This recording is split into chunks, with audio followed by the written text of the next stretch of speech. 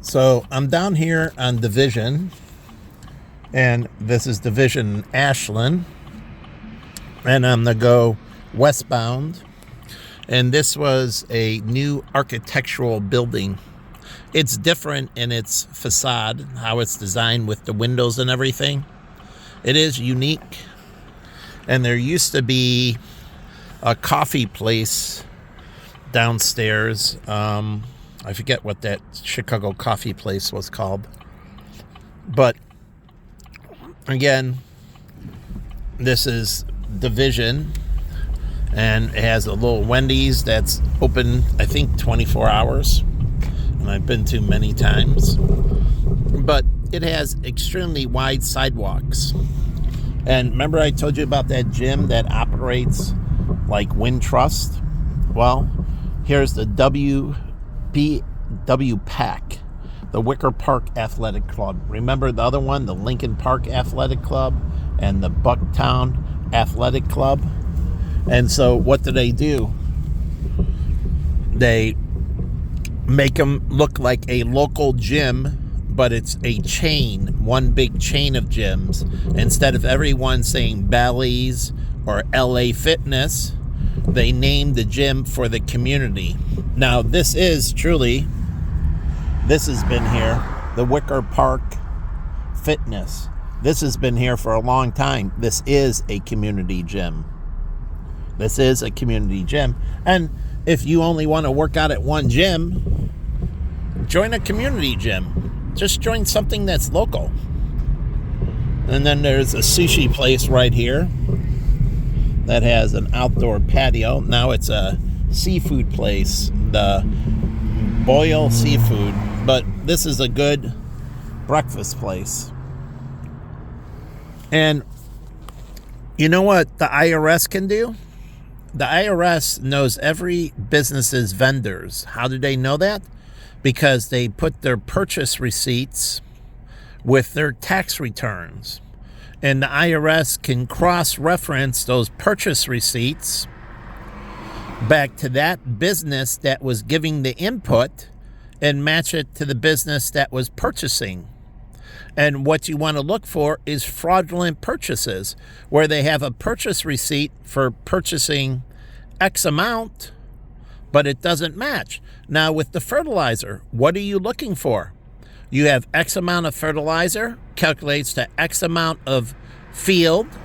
So you calculate the amount of fertilizer purchased to the amount of acreage, the amount of fuel purchased.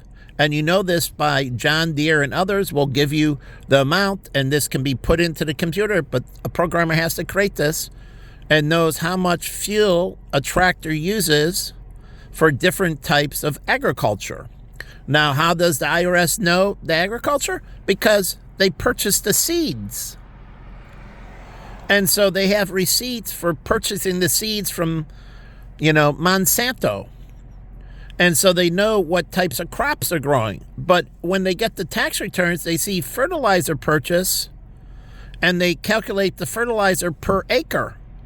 And if it doesn't match, like the IRS agent who did the car wash, what did he do?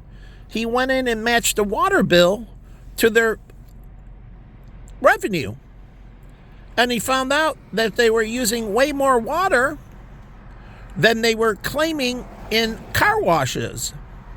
They were underclaiming the amount of car washes, but the water usage was like he flooded the inside of the car wash every time. He was stealing so much. So they matched the water usage and how much water per car he calculated would be used by a car wash, and then compared it to the revenue they claimed. And it showed low revenue, and the water use was incredible amounts, but the revenue claimed, and he was paying his water bill, and he was writing it off on the taxes. So all he did was do the calculation and figured out the systems, looked them up, and how much water be really used for the average car wash. So now for that Michigan, they just calculate the amount of fertilizer purchased on the tax return per square field, and then look at the crops they sold. how much fertilizer used, to how much crops are sold, how much fuel purchased, to how much crops produced and sold. Because remember, they're going to use the tractor to plant so many seeds to maintain the fields. And you have all these ratios already from the Department of Agriculture. All the Department of Agriculture just works with the IRS. And then it's the same with EPA and OSHA. They feed this data into the IRS. What is standard operating? What is utilization of chemicals and other things? And the IRS now gets an idea of what any business, even down courting, how much input to how much output. And if there's any input missing, just like a nuclear facility, they have to purchase the nuclear fuel. And so how much input to how much electricity they generate, truly, to how much they charge, and you're looking for any kind of discrepancy, and they might not be putting out as much electricity as they're purchasing uranium. And if they're not, that means their uranium is going missing. It's not getting used for the nuclear energy, because that much uranium, and you go to the Department of Energy and they can tell you, this facility should produce this much energy with this much uranium. And so you look for the input to the output, and these are T accounts, the left side and right side, and you're looking for them to balance. And they teach you this in accounting, to take the journal and you take the entries and you're trying to see if things balance. Well, the amount of fuel purchased in nuclear fuel to the energy produced, they have to balance. And you cross-check it to energy sold. Because maybe they're black marketing. Like with oil, the amount of oil pumped to the amount of oil sold. And if it doesn't match, then they're skimming somewhere. And so the Department of Energy would have these numbers. And then they can work with the state departments and train them. The federal government can train the State Department of Revenue, who can train the state, trains the county trains the local departments of revenue. So from the bottom to the top to the bottom, they work as a team. That's what Homeland Security was designed to do. And then they work with the ATF. They look at guns purchased, ammunition purchased, guns sold, ammunition sold. And then they check out with the tax return of the person that purchased. Because you can itemize certain expenses, and maybe they have a business, but there's certain Schedule A you can write off. And so you're trying to look and see if the guns and ammunition coming in go to a registered buyer.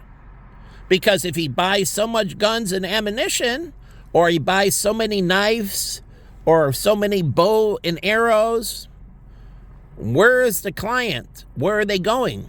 And you can check out now if it's a legitimate client. So they have to require with the tax return, the government, your client list. They do with ours in financial service. Know your client. The government gets every client we do business with. Every single client, they get all their information.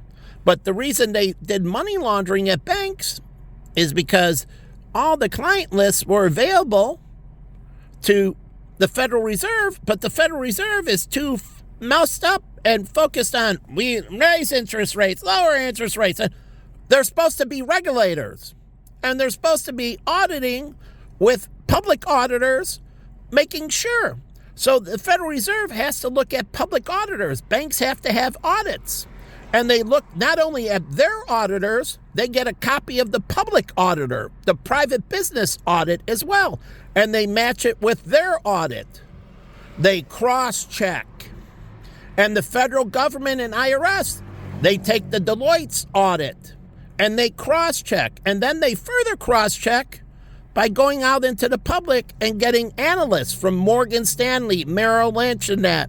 And the companies they follow, they're doing calculated projections and they're disclosing them. We favor this stock, we favor that stock. And they get it from Bloomberg and other corporations that are independent. So you have the IRS doing an audit. You have the State Department of Revenue doing theirs, the county and the local. They all want to get paid. And they do their own calculations. And then you have independent auditors, which they have to have. And then you have analysts like me who do things privately outside of the auditing company, checking Deloitte's work, checking KPMG's work. Truly, that's what analysts do. They go through the numbers and see if KPMG, like Merrill Lynch analysts go through KPMG's report on a corporation. They want to see if something's kinky, if things are right, if their numbers are right. So KPMG can cross-check and see what analysts say about the reports, or Deloitte can. And they can get feedback from the IRS if they made mistakes. They can ask the IRS to give them feedbacks.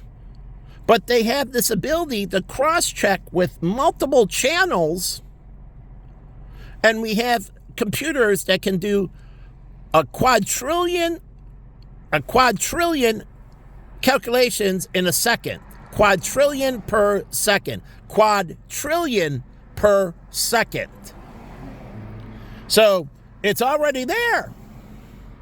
And so you have to have somebody overlooking the output and going back and making sure the system, because the programmer could have made an error. Because it all comes back down to the human, but they can teach the machine and fix the programs, and it can get better and better and better. So these people being able to get away with these things, it shouldn't be possible. But when the government gives you aid, the government doesn't cross-check where that money goes. And this is the problem when we give charitable aid and we give government aid. Where is that money going? Because they were still selling link cards for cash and then buying drugs. So the person going in, the link card's supposed to have a picture of them. Like my Costco card and my Sam's card. And they're supposed to match it up to that person. So no one else can use your link card. And they need to put it on the phone. When they have it like the Chase app on the phone and that, and you can do these digital purchases, your picture, you got to show them the picture on your Google Pay. The picture has got to come across. Somehow they got to match up the picture with you, your face with the picture on it, and their software, their cameras internally looking at your face, matching it up with the picture on the credit card or the Google Pay on your phone. So you have to show them your picture.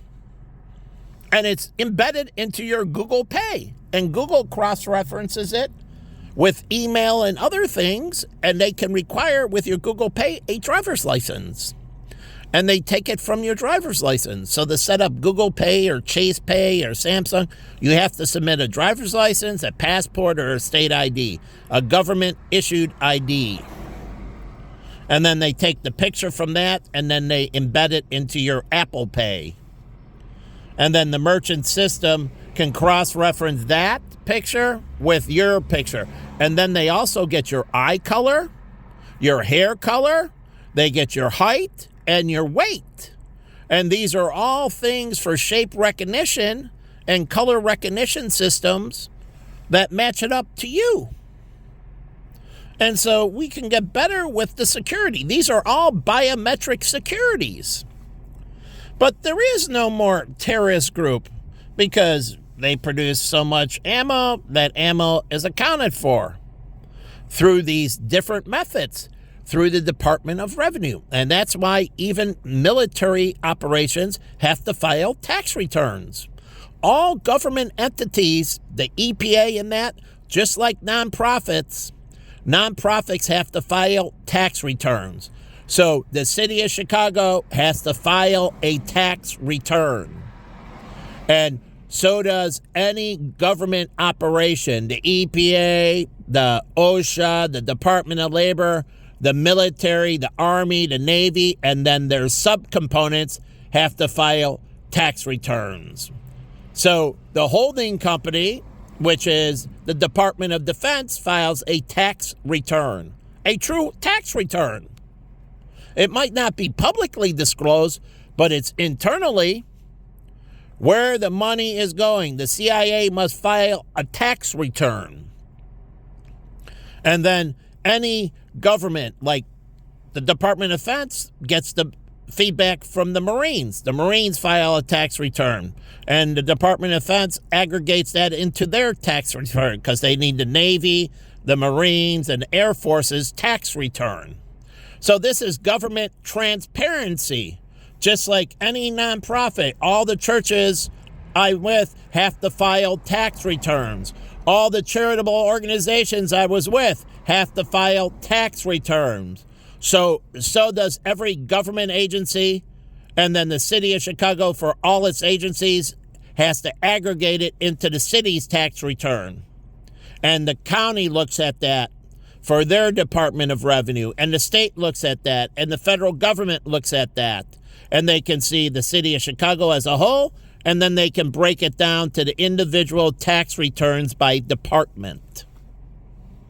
And so none of this shit gets away anymore. So we can get them all.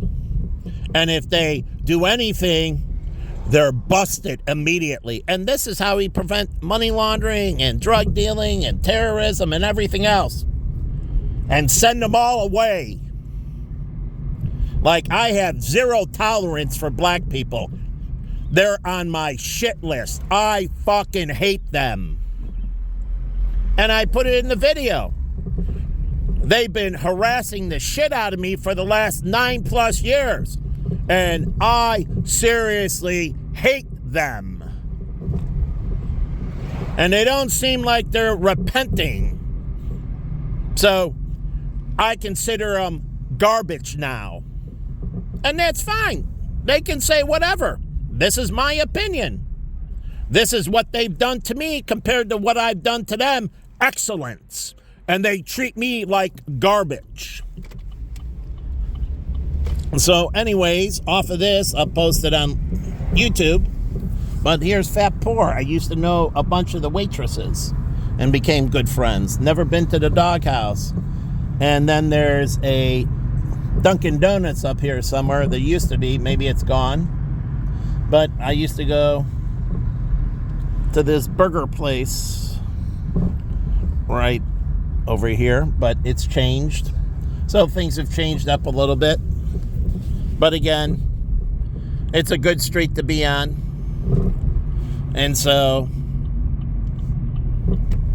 I'm going to leave this video and I post it.